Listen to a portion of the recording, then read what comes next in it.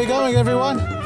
Yesterday we spoke about tomatoes, and the ones I got on the other side, you saw they were actually struggling from the afternoon sun from all that excess moisture being sucked out of the ground by the eucalyptus trees. Well, and these are the other ones that I told you I'm struggling with. So if you haven't watched any of my videos before, folks, if this is your first one, don't despair. I'm not doing gardening and showing you how to kill plants. I'm actually demonstrating the different environments that can be created without your input, that is naturally, that is the microclimates that you've got to adapt to and try and work out how to fix. So we've got some great tomatoes growing, and we've got not so great tomatoes and some really sort of average looking ones here. Now these have struggled from day dot. They've seen some herbicide, they've seen over fertilized, underwatered, excessive heat, cold, snow we've had on these plants. So that's the history, the background of these plants. But it's such a resilient plant if it's not diseased, like genetically diseased or carrying a virus in the seed itself or the soil, pretty much just bad weather, bad conditions, you can salvage them. And that's what's happening here now. We've been working with them, not a lot, but what we've done at the moment is cleaned off all the dead foliage. We're going to take off some of these green tomatoes, not all of them, but what I want to show you here is new growth that's coming on. Now don't mind the little puppy, Vader, behave yourself. There he is. So what you're looking at here, a lot of dead growth here, not really disease, just bad conditions, excessive fertilizing, burning, all that, but we have got new growth everywhere coming on.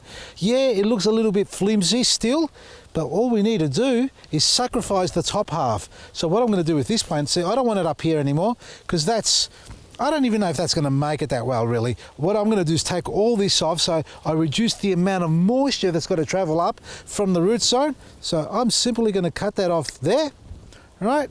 Remove all this. And this is going to be a little trial here for everybody at home as well, because you may have plants that are finishing already. Mine are only started, not these ones, my main ones that I've got on the other side. They're only starting to fruit. I still haven't picked the ripe one. Here we've got a couple of ripes. We're going to take them off. Also this, I'm going to sacrifice, no, I'm not going to sacrifice this, I'm going to sacrifice this one here. So I'm going to take it off from there because I've still got some fruit going on. Take all this off. So we're going to prune this plant right back, get rid of all that, like that. We've got that there, see that plant? I've cut it off already. Well, let's just go all the way back to here, like that. So let's see if this takes off for us. And fills in, or this one, that one, and maybe this one. So that's not bad at the moment. This one again, sort of growth up there, lots of ripening going on. This is where I wanted to take off from. See down here? Just down there. So I actually, you know what I'm going to do? I'm going to cut it off already. Just get rid of that for now. We don't need that. It may work, it may not work. I know that plants sucker up really easy, especially tomatoes. And based on these plants here, based on their history and all that, we hope they do. That's still got a lot there going on, but look down here. We've got new growth coming on there. So all this here, growing up here and trying to shoot off here, I'm going to remove. I want to take and alleviate the stress on the roots, allow it to sort of rejuvenate itself. So we're going to go, get rid of that. We don't need that. And we're going to cut it just there, like that. We're going to take, look at that, that's broken off too. So let's get rid of that as well, like that. What have we got left? A couple of tomatoes. Well, we'll let them ripen up. We'll take this away and see what happens. Take these inside, let them ripen up, make a little salad out of them, and we'll be happy. So cut back your plants, your tomato plants, folks, if you haven't already, because really the season, it hasn't really taken off for us yet. I reckon we've still got another month, at least 2 months of good weather to come. Hopefully, you know, I'm just hoping, and these plants rejuvenate and get another crop out of them. I'm going to do the same with the rest of the tomato plants. Some of them are doing better than others.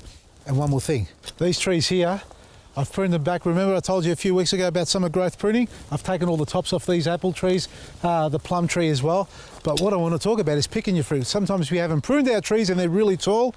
If you've got 3-4 metre tall trees and you've got to climb a ladder or climb the tree itself to harvest, get yourself one of these. These are a long reach pruner. They've got a little grab on the end. So when you prune, just like here, see that apple there? Right, I'm going to prune it, hold it the right way, cut it, and there's your fruit. Delicious apple. Maybe a little bit early for this one. It's a demonstration. I've got plenty on here. Long reach pruner, folks, saves you climbing ladders. It's got a little grip on the end here. So as you close, have a look at that. It grabs it. So I'll put the apple back in here. to show you, like that there. See that? Just holds it and releases it. Available on our website, vasili'sgarden.com. Prune back your tomatoes, fertilise, liquid feed, get yourself a long reach pruner, they're on special. All on vasili'sgarden.com. From me, Vasili, Maresi. I've got a lot of pruning to do still.